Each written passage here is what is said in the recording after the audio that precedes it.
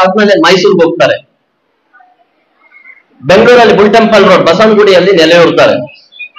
ಈಗಾಗಲೇ ನಮ್ಮ ಗೋಪಾಲ್ ಗೌಡರು ಸಾಕಷ್ಟು ವಿಚಾರಗಳು ಹೇಳಿದ, ಅದನ್ನು ಬಿಟ್ಟು ನಾನು ಹೇಳೋದಕ್ಕೆ ಇಷ್ಟಪಡ್ತೀನಿ. ಮೈಸೂರಲ್ಲಿ ಗೆಳೆಯರ ಬಳಗ ಅಂತ ಕಟ್ಕೊಳ್ತಾರ. ಅದರಲ್ಲಿ ಮಾಸ್ತಿ, ಡಿವಿಜಿ, ಬೇಂದ್ರೆ, ವಿಶ್ವೇಶ್ವರಯ್ಯ, ಸರ್ ಮಿರ್ಜಾ ಇಸ್ಮಾಯಿಲ್ ಇವರೆಲ್ಲ ಸೇರ್ಕೊಳ್ತಾರೆ ಗೆಳೆಯರ ಬಳಗದಲ್ಲಿ. ಒಂದು ಒಳ್ಳೆ ಕಾರ್ಯಗಳನ್ನ ಮಾಡ್ಕೊಂಡು ಹೋಗ್ತಾ ಇರ್ತಾರೆ. ಇಲ್ಲಿ ಹೇಗೆ ನಮ್ಮ ಶಂಕರ್ ಕೇಸರಿ ಅವರು ಇಲ್ಲಿ ಒಳ್ಳೆ ಕೆಲಸಗಳು ಮಾಡ್ತಾ ಇರ್ತಾರೆ ಮಂಕುತಿಮ್ಮನ ಮೂಲಕ, ಹಾಗೆ ಬೇಂದ್ರೆ ಕಡು ಬಡವರು, ಡಿವಿಜಿ ಇನ್ನೂ ಕಡು ಬಡವರು. ಅಂತ ಸಮಯದಲ್ಲಿ ಅವರು ದುಡ್ಡಿನ ಸಹಾಯವನ್ನು ಮಾಡಕ್ ಬಂದಾಗ ನಿರಾಕರಿಸುವಂತ ಸ್ವಾಭಿಮಾನಿ ಡಿವಿಜಿ ಆಗಿರ್ತಾರೆ. ಮತ್ತು ನಿಮ್ಗೆ ಗೊತ್ತಿರ್ಲಿ, ಪತ್ರಕರ್ತರು ಎಲ್ಲಿದ್ದೀರಿ, ಇಲ್ಲ 1000 ಜನ ಸೇರಿದ್ದೀವಿ ಅಷ್ಟೇ. 1 ಲಕ್ಷ ಜನ ಈ ಸಬ್ಜೆಕ್ಟ್ ನ ಓದುವಂತದ್ದು, ಈ ವಿಷಯವನ್ನು ಓದುವಂತಹದ್ದು ಪತ್ರಿಕೆಗಳ ಮೂಲಕ, ಯೂಟ್ಯೂಬ್ ಮೂಲಕ 1 ಲಕ್ಷ ಜನ ಓದ್ತಾರೆ, ನೋಡ್ತಾರೆ. ಪತ್ರಕರ್ತರ ಸಂಘದ ಸ್ಥಾಪಕರು ಸಂಸ್ಥಾಪಕರು ಡಿವಿಜಿ ಆಗಿರ್ತಾರೆ. ಬಹಳ ಮುಖ್ಯವಾಗಿ ಗಮನಿಸಬೇಕಾಗುತ್ತೆ. ಸ್ಥಾಪಕರು ಅಂದ್ರೆ ಅವ್ರು ಹೇಗೆ ಅಂದ್ರೆ ಮಾದರಿಯಾದ ವ್ಯಕ್ತಿ ಆಗ್ಬೇಕು. ಈಗ ನಾನು ಮಾತಾಡ್ತಾ ಇದ್ದೀನಿ ಅಂದ್ರೆ ನನ್ನ ಅಲ್ಲಿ ಮಾದರಿತನ ಇರ್ಬೇಕು. ಡಿವಿಜಿ ಅಂತ ಮಾದರಿತನವನ್ನ ಇಟ್ಕೊಂಡಿದ್ರು. ಸರ್ ಮಿರ್ಜಾ ಇಸ್ಮಾಯಿಲ್, ಸರ್ ವಿಶ್ವೇಶ್ವರಯ್ಯ ಅವರು, ಪುಟ್ಟಣ್ಣ ಚೆಟ್ಟಿ ಅವರು ದಿವಾನರಾಗಿದ್ದಾಗ ಅವ್ರಿಗೆ ದುಡ್ಡು ಕೊಡಕ್ ಹೋದಾಗ ಅವ್ರು ನಿರಾಕರಿಸ್ತಾರೆ. ಸ್ವಾಭಿಮಾನದ ಸಂಕೇತ, ನನ್ ಕರ್ತವ್ಯ ಅಷ್ಟೇ ಸುದ್ದಿ ಮಾಡೋದು ಅಂತ, ನಾನ್ ಬಂದಿದ್ದೀನಿ ಸುದ್ದಿ ಮಾಡ್ತೀನಿ ಅಷ್ಟೇ, ನನ್ಗೆ ಯಾಕೆ ಕೊಡ್ತೀರಿ ಇದೆಲ್ಲ ಅಂತ. ಕೊನೆಗೆ ಚೆಕ್ ಕೊಟ್ಟಾಗ ಸರ್ ಹೇಳಿದಾಗ ಚೆಕ್ಗಳೆಲ್ಲ ಹಾಗೆ ಇರ್ತಾವ, ಡ್ರಾ ಮಾಡ್ಕೊಳ್ಳೋದು.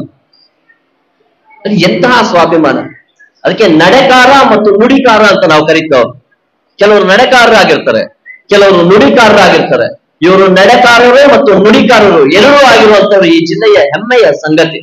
ಇಂಥ ಮಾದರಿಗಳಲ್ಲದೆ ನಮಗೆ ಇನ್ಯಾರು ಸಿಗ್ತಾರೆ ನೋಡಿ. ಮಾಸ್ತಿಯವರು ಸಹ ಜಿಲ್ಲಾಧಿಕಾರಿಗಳಾಗಿದ್ದವರು, ಅನೇಕ ಕೃತಿಗಳನ್ನ ಬರೀತಾರೆ. ಜ್ಞಾನಪೀಠ ಪ್ರಶಸ್ತಿ ಪುರಸ್ಕಾರ ಬರುತ್ತೆ. ನಮ್ಮ ಖರ್ಜಿಗೆ ಒಂದು ಮಾತು ಹೇಳ್ತಾರೆ, ನೀವು ಯೂಟ್ಯೂಬ್ ಅಲ್ಲಿ ನೋಡಿಬೇಕು ಅಂದ್ರೆ.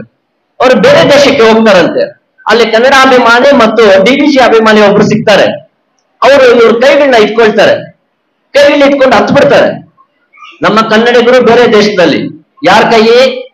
ಖರ್ಜಿಗಿ ಕೈ.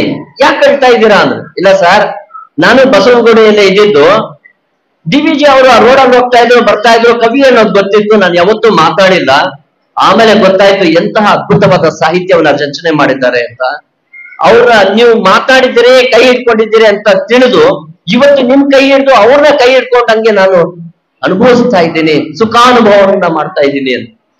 ಯಾಕೆ ಹೇಳ್ತಾ ಇದ್ದೇನೆ ಅಂದ್ರೆ, ಇನ್ನು ನಮ್ಮ ಜಿಲ್ಲಾಧಿಕಾರಿಗಳಿದ್ದಾರೆ, ರವಿ ಸರ್ ಒಳ್ಳೆಯ ಸಾಹಿತಿ. ಆದ್ರೆ ನಾವು ಮಾತಾಡ್ತೀವಿ, ಹೊರಟೋಗ್ತೀವಿ. ಅವರ ಜ್ಞಾನವನ್ನ ಅರ್ಥ ಮಾಡ್ಕೋಬೇಕು, ಅವರ ಸಾಹಿತ್ಯದ ಕೃತಿಗಳನ್ನ ಓದ್ಕೋಬೇಕು.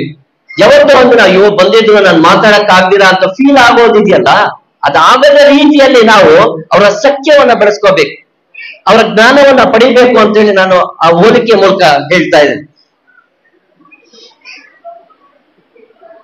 ನೋಡಿ, ಅವರ ಹೆಂಡತಿಗೆ ಸರಿಯಾದ ರೀತಿಯಲ್ಲಿ ಊಟವನ್ನು ಕೊಡೋಕ್ಕೂ ಸಾಧ್ಯವಿಲ್ಲ. ಪತ್ರಕರ್ತರು ಅವರು ಏನ್ ಬೇಕಾದ್ರೂ ಸಿಗ್ತಾ ಇತ್ತು ಅವರ ಜ್ಞಾನ ಮಟ್ಟಕ್ಕೆ. ಅರಿತು ಹೋಗಿರುವಂತ ಬಟ್ಟೆಯನ್ನ, ಸೀರೆಯನ್ನ ಉಟ್ಕೊಳ್ತಾ ಇದ್ರು. ಯಾವ್ದಾದ್ರು ಕಾರ್ಯಕ್ರಮ ಕರೆದ್ರೆ ಅವ್ರು ಹೋಗ್ತಾ ಇದ್ರು, ಸೀರೆ ಇಲ್ಲ, ಒಳ್ಳೆ ಸೀರೆ ಇಲ್ಲ, ಹೋಗ್ತಾ ಇರ್ಲಿಲ್ಲ. ಆಮೇಲೆ ಇವ್ರಿಗೆ ದುಡ್ಡನ್ನ ಸಹಾಯವನ್ನ ಮಾಡಕ್ ಹೋದಾಗ ಇವ್ರು ಅದನ್ನ ನಿರಾಕರಿಸ್ತಾರೆ. ಡಿವಿಜಿ ಅವ್ರು ಹೇಳ್ತಾರೆ, ಅರಿದು ಹೋಗಿರುವಂತ ಚಾಪೆ, ಅರಿದು ಹೋಗಿರುವಂತ ಬಟ್ಟೆಯಿಂದ ನಾನು ಬರುತ್ತೇನೆ, ನಿಮ್ಮ ಅನ್ನದ ಹಂಗು ನನಗೆ ಬೇಕಾಗಿಲ್ಲ. ನೋಡಿ ಎಂತಹದಿದೆ, ಇಂತಹ ಸ್ವಾಭಿಮಾನಿ. ಇವತ್ತು ನಾವು ಹುಡುಕಿದ್ರು ಸಿಗೋದಿಲ್ಲ ಇಂಥ ವ್ಯಕ್ತಿಗಳು. ಆಮೇಲೆ ಸರ್ ಹೇಳಿದ್ರು 945 ಕಗ್ಗದಲ್ಲಿ ಪದ್ಯಗಳಿದೆ ಅಂತ. ಅದರಲ್ಲಿ ಇನ್ನೊಂದಿದೆ, ಮರಳು ಮಣಿಯನ ಕಗ್ಗ ಅಂತ. ಅದು ಸಹ 825 ಪದ್ಯಗಳಿದೆ. ಅದು ಸಾಕಷ್ಟು ಜನಕ್ಕೆ ಪರಿಚಯ ಆಗಿಲ್ಲ ಅಷ್ಟೇ. ಅದ್ರಲ್ಲಿ ಹೇಳ್ತಾರೆ, ಮರಳು ಮಣಿಯನ್ನು ನಾನು ಮಂಕುತಿಮ್ಮನ ತಮ್ಮ ಕೆರಗೆದೆ ಎನ್ನೈದೆಯ ತಿತ್ತಿಯೊಳಗೆ ತುಂಬುವುದು. ನೋಡಿ ಇಂಥ ಪಾದ.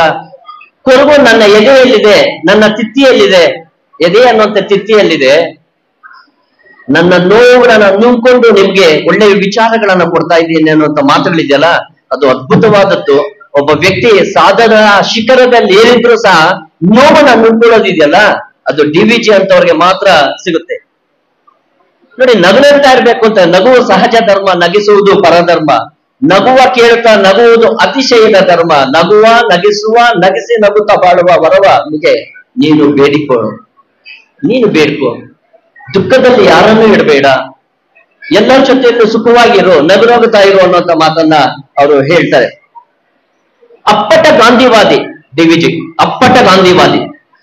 ನಾನು ಹೇಳದ್ನೆ, ಸರಳತನದ ಸಂಕೇತ ಅಂದ್ರೆ ಗಾಂಧೀಜಿ ಮತ್ತು ನಮ್ಮ DVG ಅವ್ರು ಹೇಳಿದ್ರು. ಸರ್, ಅವರು 1 ಲಕ್ಷ ರೂಪಾಯಿ ದೇಣಿಗೆ ಕೊಟ್ಟಾಗ ಅವರ ಬಡತನವನ್ನು ನೋಡಿ ಎಲ್ಲ ಕಲೆಕ್ಟ್ ಮಾಡಿ 1 ಲಕ್ಷ ಕೊಟ್ರೆ ಟೌನ್ ಹಾಲ್ ಅಲ್ಲಿ ಅಭಿನಂದನಾ ಸಮಾರಂಭದಲ್ಲಿ ಆ 1 ಲಕ್ಷ ರೂಪಾಯಿನೂ ಗೋಕುಲ ಸಂಸ್ಥೆಗೆ, ತಾವೇ ಸ್ಥಾಪನೆ ಮಾಡಿರುವಂತ ಗೋಕುಲ ಸಂಸ್ಥೆಗೆ ಕೊಟ್ಬಿಡ್ತಾರೆ. ಇಂತಹ ಮಹಾನ್ ತ್ಯಾಗಿ ಇದಾರಲ್ವಾ, ಅವ್ರು ನಮ್ಗೆ ಮಾರ್ಗದರ್ಶನ ಆಗ್ಬೇಕಾದ್ರೆ ಆದರ್ಶ ವ್ಯಕ್ತಿಗಳಾಗಬೇಕಾಗುತ್ತೆ. ನಾವು ತಿನ್ಬೇಕು, ಬೇರೆಯವ್ರಿಗೂ ಸಹ ಅದನ್ನ ಹಂಚ್ಕೊಂಡು ತಿನ್ಬೇಕು ಅನ್ನೋಂಥದ್ದು. ಇವತ್ತು ಏನು ಮುಸ್ಲಿಮ್ಸ್ ಹಬ್ಬ ಇದೆ, ಆ ಹಬ್ಬದ ಸಂಕೇತನ ಹಾಗೆ ಏನು ಅಂದ್ರೆ ಹಂಚಿಕೊಂಡು ತಿನ್ನೋದು ಅಂತ. ಹಂಚ್ಕೊಂಡು ತಿನ್ಬೇಕು ಬದುಕು ಅನ್ನೋಂಥ ರೀತಿಯಲ್ಲಿ ಅದು ಆಗ್ತಾ ಇದೆ. ಗಾಂಧೀಜಿಯನ್ನ ನಮ್ಮ ರಾಜ್ಯಕ್ಕೆ ಕರ್ಕೊಂಡು ಬಂದಿದ್ ಫಸ್ಟೇ ನಮ್ಮ DVG ಅವರು. ಅದ್ ಮೊದಲು ತಿಳ್ಕೊಳ್ಳಿ, 1915 ಗೋಕುಲ ಸಂಸ್ಥೆಯ ಉದ್ಘಾಟನೆಗೆ ಕರ್ಕೊಂಡು ಬರ್ತಾರೆ ಅಂತೇಳಿ. ಮತ್ತೆ ನಾನು ಹೆಚ್ಚು ಮಾತಾಡಕ್ ಹೋಗಲ್ಲ. ಇದರಲ್ಲಿ 2 ಸಾಲನ ನಾನು ಹೇಳ್ತೀನಿ. ಇಲ್ಲಿ ಮೇಷ್ಟ್ರುಗಳು ಜಾಸ್ತಿ ಇದ್ದಾರೆ, ಸ್ಟೂಡೆಂಟ್ಸ್ ಇದ್ದಾರೆ. ಸ್ಟೂಡೆಂಟ್ಸ್ ನ ಹೇಗೆ ಟ್ಯಾಕಲ್ ಮಾಡೋದು ಅನ್ನೋದೇ ಮೇಷ್ಟ್ರುಗಳ ಸಮಸ್ಯೆ. ಇವತ್ತು ಮೊಬೈಲ್ಗಳ ದಾಸರಾಗಿದ್ದಾರೆ ಅಂತ. ಆದ್ರೆ ಮೊಬೈಲ್ಗಳಿಗೆ ಎಷ್ಟು ಜನ ಇದ್ದಾರೆ ಅಂದ್ರೆ 37% ಮೊಬೈಲ್ಗಳು ಆಂಡ್ರಾಯ್ಡ್ ಫೋನ್ ಅಲ್ಲಿ ಇರೋದು. ಇವತ್ತು ತಿಳ್ಕೊಳ್ಳಿ, ನಮ್ಮಲ್ಲಿ ಆಂಡ್ರಾಯ್ಡ್ ಫೋನ್ ಇರೋದು 37%. ಎಲ್ಲಾರ ಹತ್ರ ಮೊಬೈಲ್ಗಳಿದೆ, ಹಾಳಾಗ್ತಾ ಇದ್ದಾರೆ, ಅದೆಲ್ಲ ಅಲ್ಲ. 37% ಅಲ್ಲೇ ಇರೋದು. ಶಿಕ್ಷಕರು ಹೀಗೆ ವಿದ್ಯಾರ್ಥಿಗಳ ಜೊತೆ ಬೆರೀಬೇಕು, ಮಾತಾಡ್ಬೇಕು ಅನ್ನೋಂಥದ್ದು ಸಹ ಅವ್ರ ಸಮಸ್ಯೆ ಆಗಿದೆ. ಅದಕ್ಕೆ ಇವ್ರು ಹೇಳ್ತಾರೆ ಕಗ್ಗದ ಕಥೆಯಲ್ಲಿ ಆರಂಭದಲ್ಲಿ, ಆಟ, ಅಮರ, ಮಗ್ಗಿ, ಬರಹ ಎಲ್ಲ ಕಲಿಸಿಕೊಡುವನು DVG. ಏಟು, ಪೆಟ್ಟು, ಬಯಲು, ಗದರು ಒಂದನು ಅವನ ಅರಿಯನು.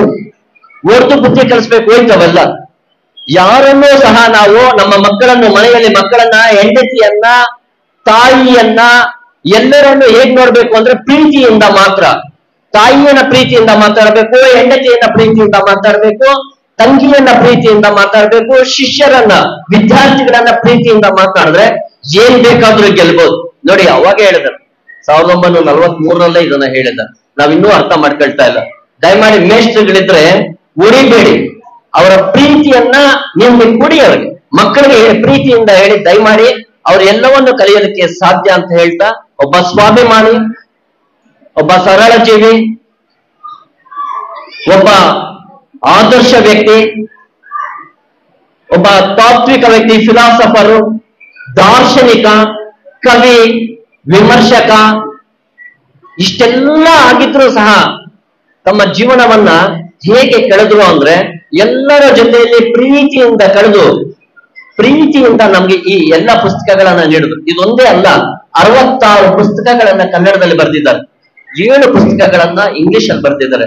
ಇಂಥ ಮಹಾನ್ ವ್ಯಕ್ತಿಯ ಒಂದು ನೆನಪುಗಳು ಅಮರವಾಗಬೇಕು. ಅದಕ್ಕೆ ಇಂಥ ಕಾರ್ಯಕ್ರಮವನ್ನ DVG ಪ್ರತಿಷ್ಠಾನ, ನಮ್ಮ ಜಿಲ್ಲಾಧಿಕಾರಿಗಳು, ಕನ್ನಡ ಮತ್ತು ಸಂಸ್ಕೃತಿ ಇಲಾಖೆ ಸಹಯೋಗದಲ್ಲಿ ಈ ಕಾರ್ಯಕ್ರಮವನ್ನ ಮಾಡಿದೆ. ಮತ್ತು ಈ ಶಾಲೆಯ ಎಲ್ಲಾ ಶಿಕ್ಷಕರಿಗೆ ನಾನು ಧನ್ಯವಾದಗಳನ್ನ ತಿಳಿಸ್ತೀನಿ. ನಮಸ್ಕಾರ. ನೋಡಿದಂತೆ ನಡೆಯುವ ವ್ಯಕ್ತಿ ಯಾರಾದ್ರೂ ಇದಾರಂದ್ರೆ ಅದುವೇ DVG. ಅವರು ಗಾಂಧಿಯವರ ತತ್ವಗಳಿಗೆ ಸರಿಸಮಾನವಾಗಿ ಜೀವನವನ್ನ ನಡೆಸಿದಂತಹ ವ್ಯಕ್ತಿತ್ವ ಅಂತ ತಿಳಿಸ್ಕೊಟ್ಟಂತಹ JG ನಾಗರಾಜ್ ಸರ್ ಅವರಿಗೆ ಧನ್ಯವಾದಗಳನ್ನ ತಿಳಿಸುತ್ತಾ